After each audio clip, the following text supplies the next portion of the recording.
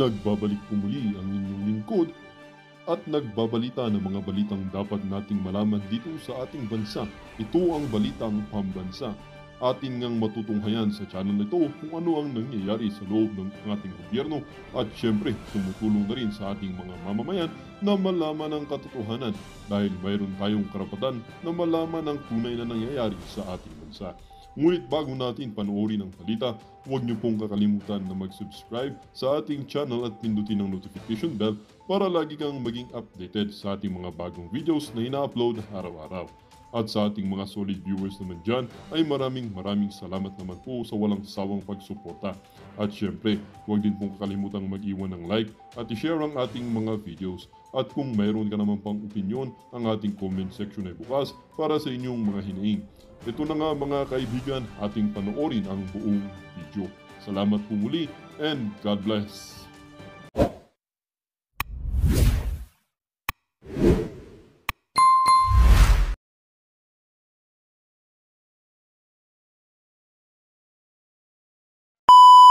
Dumating na sa Pilipinas ngayong gabi si U.S. Defense Secretary Pete Hegseth. Ayon kay Ambassador to the United States, Jose Manuel Romualdez, mahalaga at kritikal sa pagpapalakas ng ugnayan ng Pilipinas at Amerika ang kanyang pagbisita. Saksi, si JP Soriano. Ang galing din ng timing nito, no? Saka bumisita ngayong birthday ni PRRD. Pambihira, ano? Alam mo, ang timing ng gobyerno, yan ang pag-uusapan natin ngayon. Sige. Bibisita sa Pilipinas sa kauna-unahang pagkakataon. Kauna-unahan, birthday pa ni PRRD. Ano to, statement na naman, BBM? Nagtatanong lang tayo, ano to, statement? Nakakampi nyo US? Ganon? Dream on! Sige. Si U.S. Defense Secretary Pete. Hindi na po, Si Trump na po ang nakaupo ngayon. Excuse me po. Hegseth, ilang araw matapos muling palibutan, buntutan at harangin ng China Coast Guard ang Ito na naman tayo, no? Okay. mga barko ng Ito na naman tayo. Balik na naman tayo sa usaping China. Ay nako, legit po yung tawa na yun, ha? Hindi po yun makina na pinipindot-pindot ko rito. Ay dito kay Coach Oli, original tayo. Ang galing-galing talaga ni Marcos, no? Ang galing-galing ng timing. Magba-birthday si PRRD, meron na namang di umanong magbabangga. May problema na naman tayo dito sa West Philippine Sea. Alam niyo mga kababayan ko, kung merong, kasi banggit sila ng inciting to sedition. Ito ipagtatanong ko talaga sa mga abogado. At dapat siguro pag-aralan ito kung I'm just thinking out loud, no? Kung may punto kung may inciting to sedition, ito inciting to war.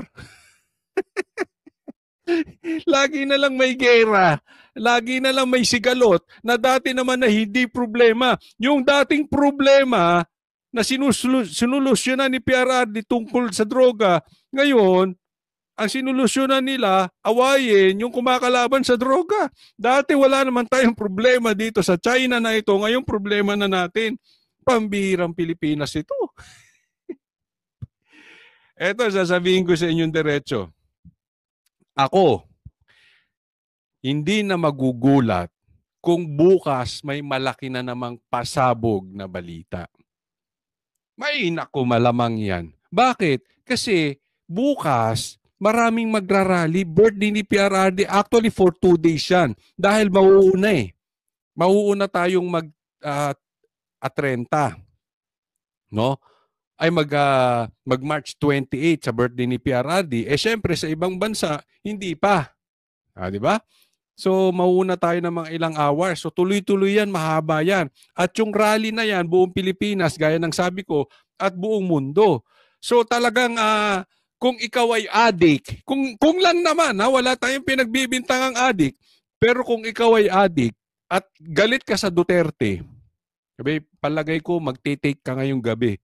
Kasi mai-stress ka Mapapraning ka. Oh, dahan-dahan, baka ma-overdose sana kayo ha. Huwag kayong magpaka-overdose, baka mamaya naku, huwag kayong masyadong ma-depress ha sa rallying gagawin ng mga Duterte worldwide. Pero eto ang pag-uusapan natin. Para makontra yan, alam naman natin yung style eh. From the very beginning, from the start, from the get-go, ganyan na style nila. Pag meron silang gustong pagtakpang balita, mag-create sila ng malaking balita. Anong ginawa nila? Patungkol dito sa vice cam. Di ba tinakpan nila ng impeachment? Marami silang balita. Yung tungkol sa droga, yung drug test. Ang dami nila, pinapagtakpan nila yan. Yung sa Okada. Di ba? So, style na nila yan. And bukas, naku, mag-expect po kayo. Magpapalabas na. Baka mamaya, nagbanggaan. May traffic sa West Philippine Sea. Nandoon lahat ng barko ng China. Sumama na ang Russia. Baka lahat ng ka-OA yan, gawin itong mga lintik na ito. Ang OA kasi, di ba? Sabi nga, yung mga mangingisda natin dati kasama pa itong mga Chinese kumakain sa dagat. Ngayon, kalaban na nila bigla. Di ba? Bukas, may nagbangga ang barko. Hindi nakapreno ang barko ng China. Binangga ang barko ng Pilipinas, sabog. Kinanyon ng tubig ang barko ng Pilipinas ng mga barko ng China. Ganyan, no? Di ba? Meron na naman silang paeklat bukas dyan sa dagat. Abangan ninyo, tinan ninyo. Pilipinas at bangkang pangisda ng mga Pilipino sa Scarborough Shoal o Bajo de Masinloc sa West Philippine Sea. Ang Bajo de Masinloc ay nasa loob ng Exclusive Economic Zone o EEZ ng Pilipinas at bahagi ng teritoryo ng bansa. Ang mga ganitong aksyon ng Nag-iingay na naman. China, minomonitor daw ng US Defense Department para alamin. Kayo ba naniniwala pa sa mga bali-balitang ganito? Di ba? Sino ba ang nagpalabas na nag-seek ng asylum si PRRD sa China? Di ba sila lang din yan? What do you expect? Kung paano tayo pwedeng tulungan. Kaya nga itong bisita nito, pag-uusapan ni Secretary Teodoro at ni Secretary Hegseth anong pwede nilang gawin para talagang pakita sa China na talagang hindi seryoso tayo na hindi tayo papayag that they will dominate the area, lalo na yung within our territorial waters. Kaya ang meeting daw sa pagitan ni Secretary Teodoro at Hegseth maituturing na mahalaga at kritikal para sa dalawang bansa. Ngayon, itong pagbisita niya, seryoso ang pag-usapan nila ni Secretary Teodoro dahil ang bagong mantra ngayon ng Trump administration is deterrence to strength. Ayaw ni President Trump ng gera. Sa katunayan, medyo nanliligaw nga si Trump sa China. Pero wag na kayo makihalo, wag na kayo muna mag-usap ngayon. Ibalita nyo yung rally bukas. Yung mga mainstream media, yan ang tutukan ninyo Kung hindi ko anong banggaan na naman bukas diyan sa mamaya diyan sa dagat. Focus muna tayo sa rally, okay ba 'yon? Saka na muna kayo umepal diyan sa mga epal diyan. In other words, kailangan na palakasin ang ating AFP at saka yung ating pagka-interoperability. Wala pa man sa Pilipinas si US Defense Secretary Hegseth, inalmahan na agad ito ng China. Sumagot pa daw ng China. Baka inciting to war kayo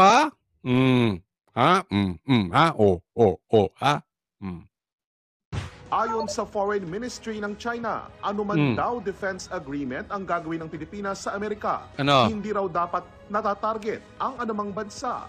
at hindi dapat nakakasakit sa kanilang interes. Lalo na ang maging banta sa regional peace at pataasin ang tensyon sa rehiyon.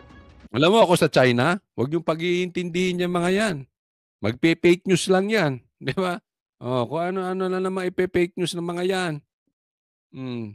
Di ba? Na-experience nyo na eh. Di ba? Na pinake news kayo. Oh. Sabi, naku, nag-seek daw ng asylum si PRRD. Hindi naman tayo gumagawa ng conflict. Yan ang medyo minsan Sinong gumagawa ng conflict? Si PRRD na naman. Ako. Kaming Duterte. Pambihira itong mga ito. Ang lilinis ng gobyerno natin. Kakamot tayo ng ulo kung bakit tayo pang sinisisi na tayo nag-uumpisa ng conflict. At ang nangyayari dyan, dahil precisely nga na tina-challenge yung ating relationship not only with the US but with other countries as well, that we cannot and will not allow any one country to dominate the South China Sea. Nakatakda ring mag-usap si Secretary Hegseth at Pangulong Bongbong Marcos. Nako! Magsasalita pa yan si Marcos. Ano alam sabihin yan? Baka bukas kasama niyan kasama nito si sino yan? Si Claire. Sabihin, Claire, ikaw na magsalita. Pagtanggol mo ko, tatanggalin kita dyan. Hindi, baka ganun na sabihin nito si Marcos. Ano magsasabihin yan dyan? Magkakautal-utal. I mean, tayo nga Pilipino, yung English nga ni Marcos, hirap na tayo. Real talk po, pati sa mga bashers. Pati sa mga makamarcos. Di ba? Ang hirap intindihin nito. Pilipino na English kamatis eh. Lalo mahihirapan itong puti na ito. Kakaintindi nito kay Hoy, huwag nyo nang pag-usapin. Wala din mangyayari. Kasi pag may sinabi yan si Marcos, hindi naman nangyayari, di ba? Oh, baka bukas, pag may sinabi yan ngayon, sabi nga ni Boyeng, nagbabago naman talaga isip nila. Oh, ba't mo pa kakausapin yung taong ako sa totoo lang? Kayo ba? Gusto nyo bang kausap ang tao na pabago-bago? Kausap mo lang ngayon eh. Oh, ganari, isasama, bukas hindi ka nakasama. No, kakampi tayo, kampi tayo. Bukas hindi ka nakakampi. Gusto mo ng ganung kausap? Pabago-bago? Walang B? Walang backbone ha? Oh. Naku, hindi magkakaintindihan tong dalawa na ito, tsaka bubudulin lang to. Mabubudol, kawawa naman tong kanuna ito, no? Tong puti na ito. But anyway, ako naman tiwala kay Trump. Ayaw niya rito. Ayaw niya. Sige, good luck Marcos kung mag-usap kayo. At good luck sa'yo kung maintindihan mo yan. Pag ikaw alamano, pag ganyan ka na yan, good luck sa'yo kung hindi sumakit ulo mo. So magdala ka lang ng maraming gamot. Promise, sasakit ulo mo dyan, kaiintindi. Alam mo, yan lang yung, hindi katulad ni PRRD, pag nagsalita, ako talagang si Tatay Digo, may edad na, pero pag nagsalita, talagang all ears ka eh. Sa mamang ito, talagang aantukin ka. Oo. May mga secret words yan, si BBM. May mga mga alamano. Na sila lang na, paano? Hindi ako nagbibiro. Sabihin yung fake news ako, Claire. Tingnan mo yung sinabi niya, magtatanim siya. Naintindihan mo, magtatanim, buti na lang,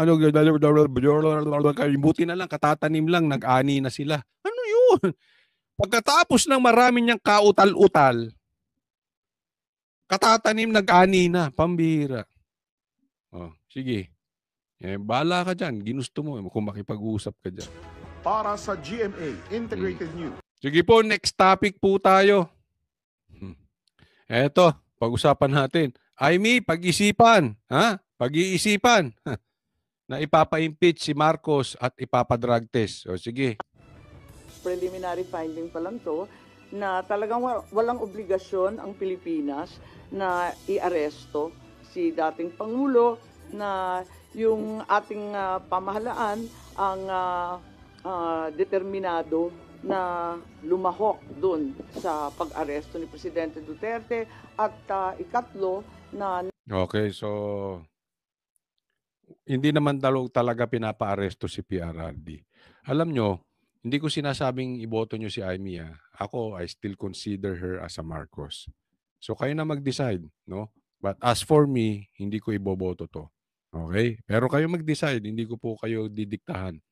Pero tama naman ang sinasabi ni Amy dito. We will stand doon sa pagtama, palakpakan, pagmali, banatan. Okay? Hindi ko kinakampihan, pero at least may nakukuha tayong magaganda dito kay Amy na sinasabi niya. No? Kung binobola man niya tayo, it's okay. Magagamit naman yan para sa kaso ni PRRD na talagang nailabas. Alam nyo kung bakit? Kasi wala namang ibang makakapaglabas ng mga yan dahil takot nga sa gobyerno. Sino bang naglakas ng loob dyan sa Senado na magkaroon ng hearing? Wala. Umurong lahat ang B. Urong ang B. Di ba? Buti pa si Amy nagkaroon ng B, ng backbone. May B si Amy. Nag-hearing siya. No? So, kung personal agenda ba niya yun, problema niya na yun. Basta importante, nagisan niya, si Boying, lumabas ang kapalpakan ni Boying, lumabas ang kapalpakan ni Torre, lumabas ang kapalpakan ni John Vic, lumabas ang kapalpakan ng magkapatid na Rimulya, lumabas yung pagkakapalpak na aresto kay PRRD. Good thing yan. No? Wala namang gagawa. Di ba? So, at least, okay ito. Nalabag ang ilang karapatan ni Presidente Duterte sa ilang... Isa pa yan, nalabag ang karapatan. Alam naman natin yon, pero at least lumabas sa bunganga nila. Kasi iba yung alam na natin Pero yung napaamin natin sila. Halimbawa, alam natin yung mga BBM vloggers, fake news. Yung mga ibang politiko, kurakot, pero yung mapaamin mo siya, malaking bagay yun. Alim ng Saligang Batas ng Pilipinas. Isiniwalat ni Senator Amy Marcos ang inisyal na ulat ng Senate Committee on Foreign Relations sa isinagawa nitong pagdinig sa Senado noong nakaraang linggo.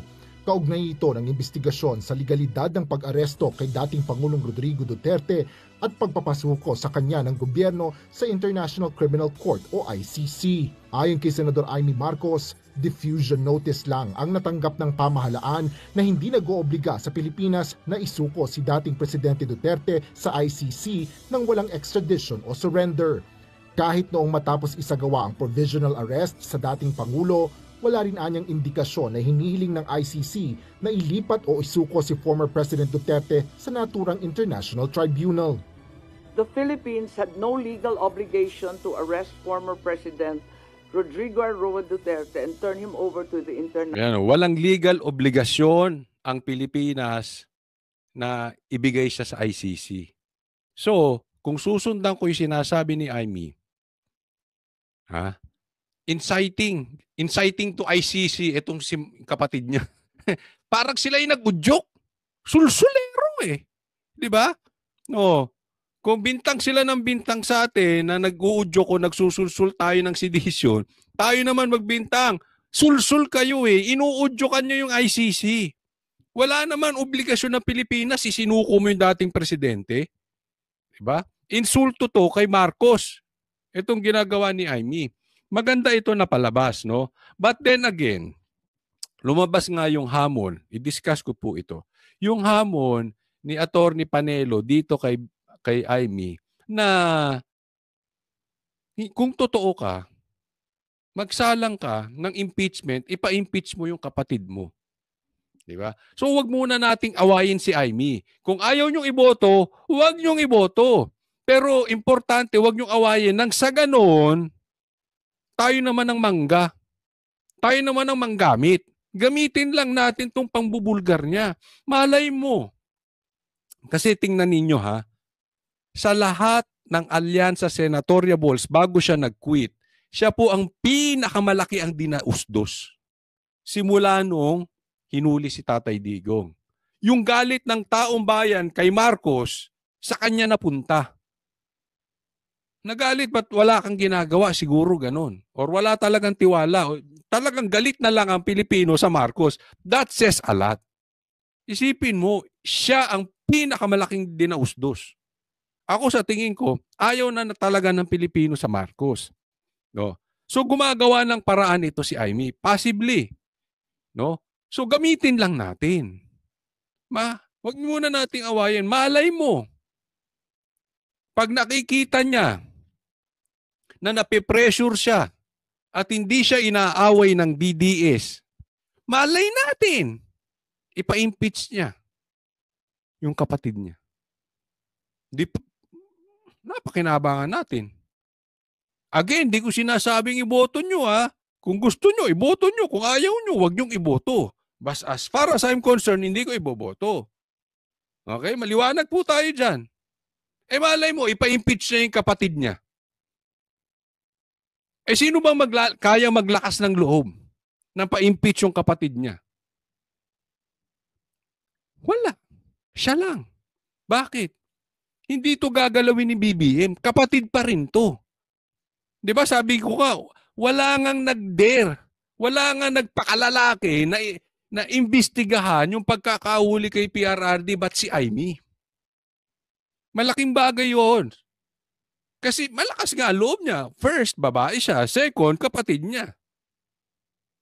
Malayin nyo rin. Mapag-isipan ni Amy na ipadrag test si BBM. Kumbinsihin niya. Bakit? Hindi siya kayang galawin. Bilang ate, pwede niyang gamitin yun. Kahit hindi na lang yung drug test yung impeachment na lang. Ipa-impeach niya. Kasi itong mga binabanggit na illegal na pagkakahuli kay Tatay Digong, yung binabanggit mo, Senator Amy, ayan ay impeachable offense. Pinagkalulo mo ang kababayan mo. That is kidnapping. Kung susundan namin yung sinasabi mo. So dapat ma-impeach si Marcos dyan. Kung you are true to your report, you are true to your investigation, dapat ipa-impeach mo si Marcos. Huwag mo na awayin, baka ipa-impeach. O edi, babalik ang Pilipinas sa katinuan. Babalik ang pag-asenso ng Pilipinas. Mapapayapa ang Pilipinas. Diba? Ulitin ko, walang maglalakas ng loob as of now na magpakalalaki para impa-impeach si BBM. Kung nagawa niya kay Tatay Digong yung panggigipit, lalo na ngayon. Okay? Siya lang. Si Amy lang. National Criminal Court. What was received was only a diffusion notice, not verified or approved by the Interpol Secretariat. Oh, di ba? Walang red notice. Diffusion lang. Yung ginawa ni BBM, yung team BBM, hinug sa pilit. Kaya maasim pansin nyo. Kaya ang daming question. Hinug sa pilit talaga. Minadali. Parang sasabog na yung tae ni Torre. Sorry sa mga kumakain. Parang sasabog na yung yung bitukan niya. Pag hindi niya nabitbit si PRRD agad-agad sa Netherlands. Ayaw niya nga paharapin na sa korte. Alam nila talo sila. Alam nila yun. No verification by the Interpol whether the request complied with Article 3 of their Constitution, forbidding Interpol from undertaking any intervention or activities of a political, military, religious, or racial character. Sinabi din ng senadora na may mga pagpaplano na rin ginawa ang mga kaukulang ahensya ng pamahalaan bago pa ang March 11 kung kailan inaresto si Duterte. So, ibig sabihin, pinagpaplanuhan na talaga. Merong bad motive ang gobyerno. Lumalabas din na may mga nalabag sa mga karapatan ng dating Pangulo nang ito ay inaresto. Finally, my third preliminary finding was that there were glaring violations of the rights of the former president. The constitutional safeguards guaranteeing liberty and due process of law were not observed. No warrant was issued by a Philippine court. The arrest did not fall within the exceptions of a warrantless arrest. Ang pinano niya dito, hindi nag-issue yung korte natin na kung saan may jurisdiction tayo kay PRRD. Walang warrant of arrest. Maliwanag yan. At hindi nagfo-fall doon sa warrantless arrest ang pupwede. Okay? Kasi may mga halimbawa na pwede ka mag-aresto ng tao kahit walang warrant of arrest. Halimbawa, ongoing yung crime. Halimbawa, ng snatch. Di ba? Ng rape. Tapos nahuli, tumatakbo lang. Hindi mo kailangan pumunta sa korte para manghingi ng warrant. No? Pero ito, yung pagkakahuli kay PRRD, hindi naman yan parang tatakbo si PRRD. So ibig sabihin walang ongoing crime para magkaroon ng warrantless arrest. Samantala, iginiit naman ni Palace Press Officer Undersecretary Claire Castro na walang nilalabag na anumang batas ang gobyerno sa pag-aresto sa dating Pangulo na taliwas sa preliminary findings ng pagdinig na pinangunahan ng presidential sister. Ito na naman to, sagot ka na naman. Alam mo, kakasagot mo, Claire, ito ang masasabi ko, kakasagot mo, ginagawa mong bakla yung presidente. Kasi anong tingnan mo ha, sa Pilipino, especially sa ating mga lalaki, nagkakaintindihan tayo dyan. No? Pag kinol yung attention mo, especially if you're a leader, pwede kang tumago ng bahagya lang, no? Sa mga tao mo. Pero yung para-parati ng ganito, tapos presidente, tapos kapatid ang kalaban, tapos ang sasagot itong si Claire, ginagawa niyang bakla. Ginagawa niyang weak. Ginagawa niyang mahinang lilalang. Ito si Marcos. Pinapakita niya na yung sinabi ni PRRD before na weak leader ito si BBM. Totoo. Nakatago ngayon sa palda ni Claire. Di ba? So, ako ayoko nang pag-usapan nito si Claire kasi bakit siya? Di ba? Bakit siya ang sasagot? Pag nagkamali ba siya ng sagot, may responsibilidad ng presidente? Wala. Oh, so anong pakialam namin sa'yo? Di ba? I mean, walang pakinabang ang Pilipino sa'yo. Kasi pwede mong sabihin ang lahat ng gusto mong sabihin, hindi naman magiging responsable yung presidente. Hindi naman ikaw ang kailangan namin. Hindi naman ikaw ang sosolve ng problema namin. Hindi naman ikaw ang magdi-decide ng pangyayari sa Pilipinas kung hindi yung presidente. So it's useless dito sa babaeng to. Kasi ginagamit ito ng presidente para tumago. Para magpakabakla. Hindi ko po iniinsulto yung bakla. Ano yan? Figuratively. Sabi nga ni Boying. Di ba? Hindi ganyan ba tingnan mo si PRRD. Ano pagkakaiba ni PRRD? Akuin ko. Yung kasalanan nyo, akin yan. Ako mananagot. Ako makukulong. Hindi tumatago. Even yung kasalanan ng pulis, kinuha niya. Lalaki na yun, ha? Kinuha pa niya.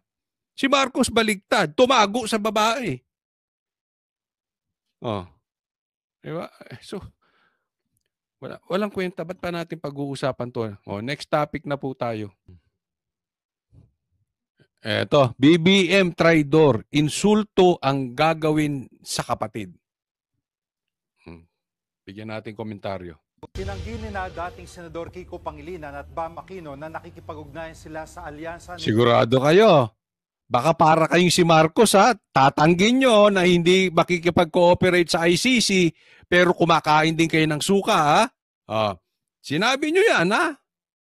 Sige, tingnan natin. Pangulong Bongbong Marcos para mapasama sa senatorial lineup ng administrasyon. Lumutang yan matapos ang pagkalas ni Senator Amy Marcos sa alyansa at ang umuugong na pagkawala rin dito ni Las Piñas Representative Camille Villar. Nasa frontline balitang yan si Marian Enriquez. Sa gitna ng pagkalas ni Senator Amy Marcos sa senatorial lineup ng alyansa para sa bagong Pilipinas. Pero alam mo sa akin, Kung totoo, kung sakali lang, hindi ko sinasabing totoo pero kung totoo, ipapalit kay Amy ay si Bam Aquino at ako tatay ni BBM, babatukan ko to. Totoo. Lintik ka. Sasabihin ko, lintik ka. Ipapalit mo sa kapatid mo yung anak nung nag-traidor sa pamilya natin. Anong klase kang tao? Sasabihin ko talaga. Ikaw ba ay meron pa talagang meron ka pa ba talagang B? Meron ka pa bang tayo? Iinsultuhin mo kapatid mong babae. Ate mo pa. Alam mo pa naman sa Pilipinas di ba? Napakaano natin sa yung matanda sa atin, yung kuya natin, ate natin, kahit anong estado natin sa buhay, pag kuya, may respeto pa rin. Pag ate, may respeto pa rin. Pero ito hindi lang sa walang respeto. Kung totoo nga, bababuyin niya pa yung kapatid niya. Bababuyin mo yung ate mo. Tinanggal mo yung ate mo, ipapalit mo, si Bam Aquino, buang ka. Ha? Buang. Kung ako lang ang tatay, kung ako lang. Pero pag si Coach Oli, hindi ko sasabihin yun. Hindi ko sasabihin kay BBM yun. Baka sasabihin na naman ni Claire, inciting. Kunwari lang ako tatay niyan, buang ka. Wala ka nang ginawa kung hindi mag-concert. Tapos hindi ka pa marunong. Kita mong pinalibing ako nung tatay niyan Ay, pinalibing ako nung Tapos pinatapon mo ron. Sa puti pinamigay mo. Hindi nga ako pinalibing ng mga yan Tapos tatanggalin mo yung kapatid mo, ipapalit. Ikaw wala ka nang ginawa, hippie ka. Puro ka bulakbol. Hindi ka mag-aral. Tingnan mo sa inyo, walang naging abogado. Buang ka. Kung ako lang tatay. Kung ako lang tatay, pero pag si Coach Oli, hindi. Ay, siyempre, yung tatay, abogado. Napansin nyo, may abogado ba sa... Hindi ko alam pero parang walang abogado sa kanila, di ba? Ay, concert pa more. Di ba? Ang laki namang insulto gagawin nito.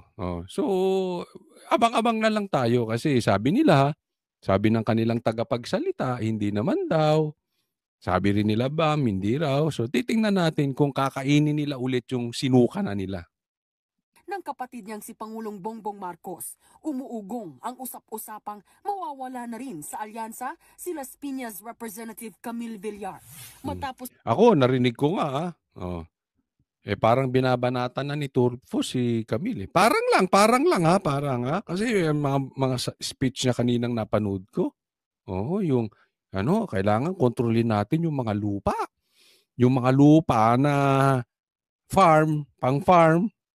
pang-farming, para sa magsasaka, ginagawang subdivision. Sabi ko, andyan dyan pa si Camille, hindi pa official na umaalis, binabanatan mo na. Nadinig ko lang hindi ko naman alam kung binabanatan niya si Camille. Pero alam naman natin sinong gumagawa ng subdivision sa Pilipinas. Ako ba? Si Tolentino ba? Si Binay ba? Si Binay parang maputi yung kilikili. Hindi kasi ibaba mo. At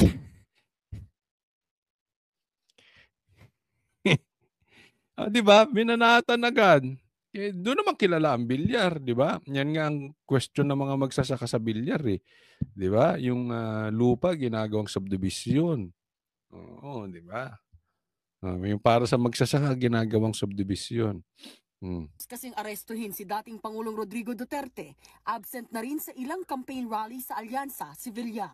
Ang matunog na papalit umano kina Senator Amy at Villar sa alyansa, ang mga dating senador na sina Kiko Pangilinan at Bam. Ano kaya talagang masasabi nung tatay nila pagkabuhay pa to ngayon? Kung ako, nabanggit ko na sa inyo, kung ako tatay, Jesus. Ako may gusto akong tanungin dito sa mga kandidatong ito. Ako tanong lang ha. Kayo ba ay susuporta sa pagsugpo sa mga komunista? Tanong lang yon ha. Wala tayong pinagbibintangan kasi ako bukod sa ang talagang aking advokasya ay yung may hinto ang droga sa Pilipinas at komunista. Di ba? Kayo ba, tutulong kayo para masugpo ang komunista?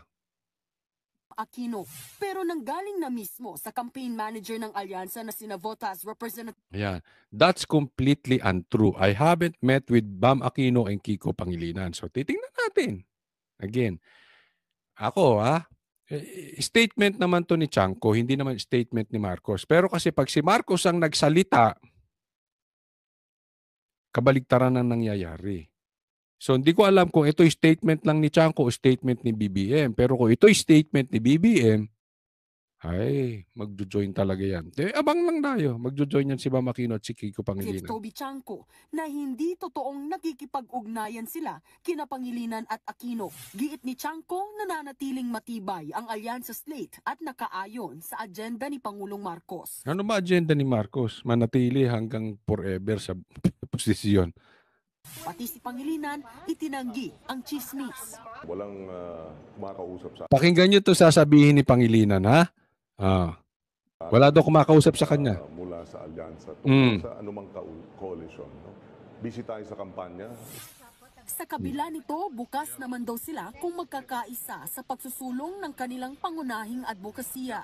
Mula pa naman nung umpisa, sinabi natin walang kulay ang gutom. Ayan, yun na. So, simula pa lang, walang kulay ang gutom. So, ibig sabihin, basta maitutulak ko yung aking advokasya na walang magugutom, pwede ako sa alyansa. Ganun Pwede ako sa Team Marcos. Kain suka! Pag tinuloy. Ha? Abang tayo. So kung ano man yung mga sinasabi po nila, sa atin bukas tayo makipagtulungan.